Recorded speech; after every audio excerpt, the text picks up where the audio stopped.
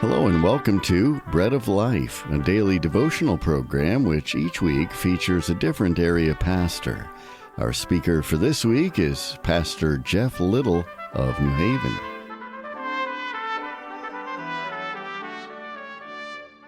Greetings again from Pastor Geoff Little from All Nations Church in New Haven, where we also have a small Christian school, All Nations Christian Academy. I'm talking this week about the book of Haggai. I've told you in previous sessions that it's a minor prophet, one of the smallest books, but one of the most entertaining books of the minor prophets. So I encourage you to read it all the way through. I wish I could read it all the way through with you in the time I have here, but I don't. In the first prophecy, we found that Haggai was questioning the people who have returned from Babylon to undertake the rebuilding of the temple, and they're not getting to it. Apparently now, as we get to chapter 2, it looks like that Zerubbabel, the governor, and Joshua, the son of Jozadak, the high priest, have encouraged the people to start in on the work of the temple. But it's hard. So here's the question. It's in verse 3 of chapter 2. Who of you is left who saw this house in its former glory? How does it seem to you now? Does it not seem to you like nothing? That's the question.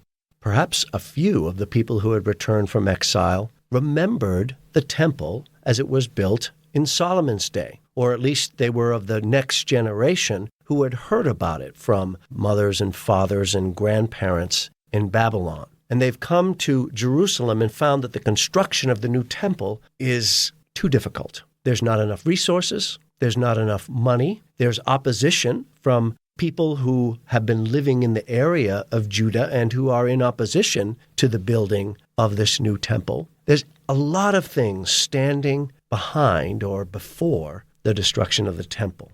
And so the word of the Lord is one of encouragement. After the question comes an exhortation. But now be strong, Zerubbabel, declares the Lord. Be strong, Joshua, son of Jozadak, the high priest. Be strong, all you people of the land. Be strong. Don't look at just what is in front of you. Listen to the word that I have given to you and the promises that I make to you. You remember that I've said before that in each one of these prophecies, there is a promise from God. And the second promise is very much like the first. I am with you. Again, I read, Be strong, Joshua, son of Jozadak, the high priest. Be strong, all you people of the land, declares the Lord, and work, for I am with you. I am with you. I am with you. This is what I covenanted with you when you came out of Egypt, and my spirit remains among you. Do not fear.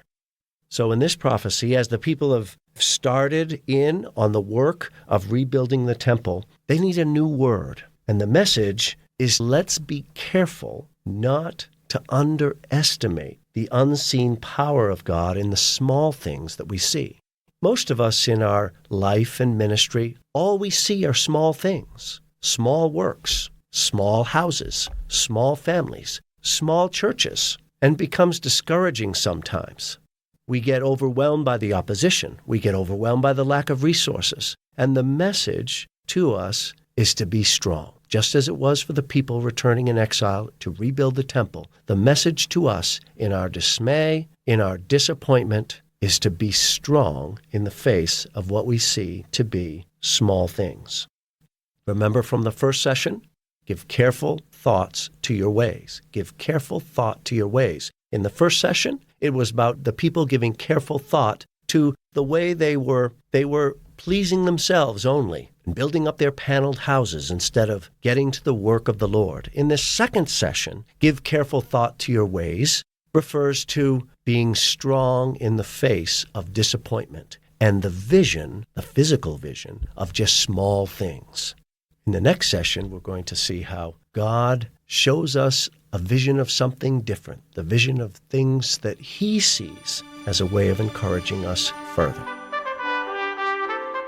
You've been listening to Pastor Geoff Little of New Haven, and this has been Bread of Life, a program to encourage you from God's Word.